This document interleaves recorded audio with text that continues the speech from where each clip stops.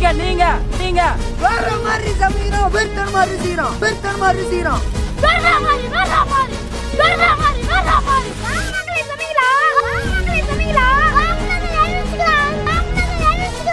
எங்க வீட தரமா இருக்கும்.